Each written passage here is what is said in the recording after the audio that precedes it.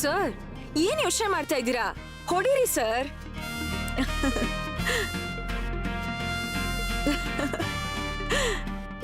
ಇನ್ನ ಅವಳ ಕತೆ ಮುಗ್ದಾಗೆ, ಬದುಕಿದ್ದು ಸತ್ತ ಹಾಗೆ.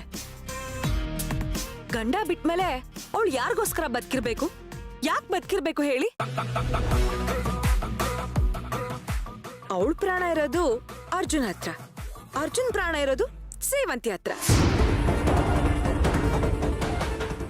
ಅವರಿಬ್ರು ದೂರ ಆದ್ರೆ ಇಬ್ರು ಕತೆನೂ ಹರ ಹರ ಶಂಭೋ ಶಂಕರ.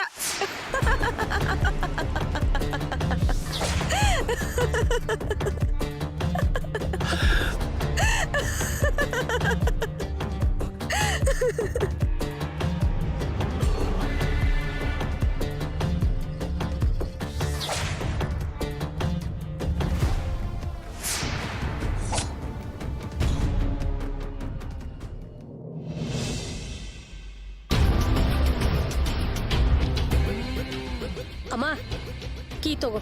ಸರಿ ಹೋಗು. ನೋಡು ಮೆಡಿಸನ್ಗೆ ಅಂತ ಬರೀ 3,000 ತಗೊಂಡಿರೋದು. ಸರಿ ಹೋಗೆ. ನೋಡು ನೀನ್ ಬರ್ತೀನಿ ಅಂತ ಅಲ್ಲೇ ಇದ್ರೆ ಹೇಗೋ, ಬೇಗ ಬಾ. ಅಬ್ಬ ಈಗದು ದುಡ್ಡು ಮಾಡೋದಕ್ಕೆ ದಾರಿ ಸಿಕ್ತಲ್ಲ, ಎಷ್ಟು ಸಾಧ್ಯನೋ ಅಷ್ಟು ದುಡ್ಡು ಮಾಡ್ಕೊಂಡ್ಬಿಡ್ತೀನಿ. ಅದೇ ಬದುಕೋರ್ ಲಕ್ಷಣ. ಸರಿ ಕಣಪ್ಪ.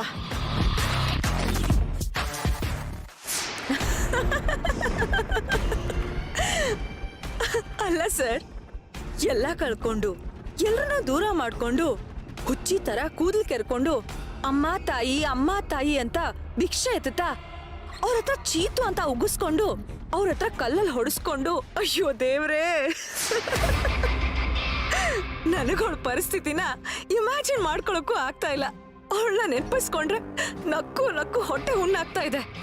ಇನ್ನು ಈ ಕಡೆ ಅರ್ಜುನು ಬಾಡಿ ಹೋದ ಸೇವಂತಿಯಿಂದ ಹೂವು ಅರಳಲಿಲ್ಲ ಅಂತ ಹಾಡು ಹಾಡ್ಕೊಂಡು ಬೀದಿ ಬೀದಿ ಸುತ್ತಾ ಇರ್ತಾನೆ.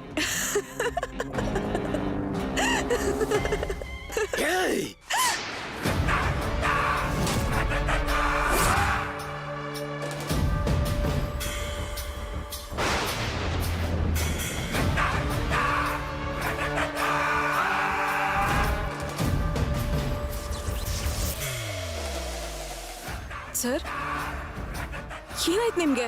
ನನ್ನ ಮಗಳಿಗೆ ಕೇಳಾಕ್ಬೇಕಾ? ನನ್ನ ಮಗಳು ಅಳಿಯ ದೂರ ಆಗ್ಬೇಕಾ? ಅದನ್ನ ನೋಡಿ ನೀನು ಸಂಭ್ರಮಿಸ್ತೀಯ. ಸ್ವೀಟ್ ತಿಂದು ಸಂಭ್ರಮಿಸ್ತೀಯ. ಸರ್ ನನ್ನನ್ನು ಯಾರು ಅಂತ ಅಂದ್ಕೊಂಡೆ? ಸೇವಂತಿ ನನ್ನ ಮಗಳು. ಸೇವಂತಿಗೆ ಜನ್ಮ ಕೊಟ್ಟ ಅಪ್ಪ ನಾನು.